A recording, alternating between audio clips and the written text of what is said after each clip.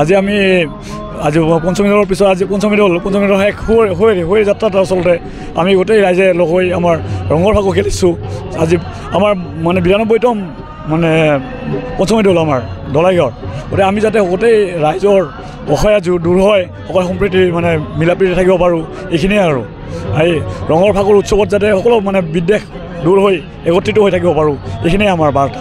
কিমান বছৰ ধৰি আপোনালোকে এই দলাইগাঁৱত পঞ্চমী দল পাতি আছে? আমি আচলতে এইটো 92তম বুলিয়ে ক'ব পাৰোঁ। তাৰমানে আমি আমাৰ আটা আজককা গোটেই আগৰ পৰাই চলি আহিছে। তাৰমানে এতিয়া এইবাৰ আমি 92তম মানে পঞ্চমী দল উদযাপন কৰিছোঁ। আমি উদযাপন কিমান চনৰ পৰা কৰিছে?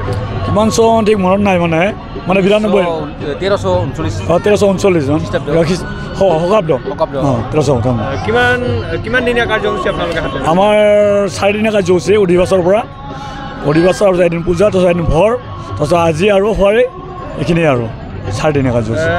পঞ্চমী দলৰ গোহাঁইৰ আশীৰ্বাদ যাতে সকলোৰে অসমবাসী থাকে, কি ক'ব অসমবাসী যাতে সকলোৱে মানে অসুবিধা দূৰ হয়, সকলোৱে পাঠে কুশলে থাকে, সম্প্ৰীতিৰ উৎসৱত যাতে সকলোৱে ৰঙীন হৈ থাকে, এইখিনিয়ে কামনা। সঁচাকৈ এইটো আজি লেখত ল'বলগীয়া কথা। দলাইগাঁৱৰ যিটো এইটো মাছপাৰাৰ পঞ্চমী দেউল, এইটো আজি 92 বৰ্ষ মানে উদযাপন কৰিছে। গতিকে এতিয়া খুব সুন্দৰ দিন, কাৰণ 92 বছৰ আমাৰ মানে আটা হ'ব লাগিব, তেতিয়াহে তাৰমানে আমি 92 বছৰটো পাম।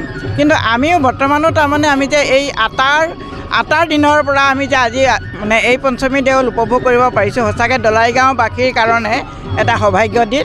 আৰু এইটোকে ভগৱানৰ ওচৰত প্ৰাৰ্থনা কৰোঁ যাতে আগন্তুক যিবিলাক দিন আমি বৰ্ষবিলাক আমি আহি থাকিব, সকলোতে যাতে আমি এনেদৰে এই মানুহখিনিয়ে যাতে মানে ভালদৰে মানে সুস্থ শৰীৰে বাচি থাকে, আৰু সুস্থ শৰীৰে যাতে তেওঁলোকে আৰু এনেকুৱা 92 বছৰ শ বছৰ আমি যাতে এই উৎসৱটো পালন কৰিব পাৰোঁ।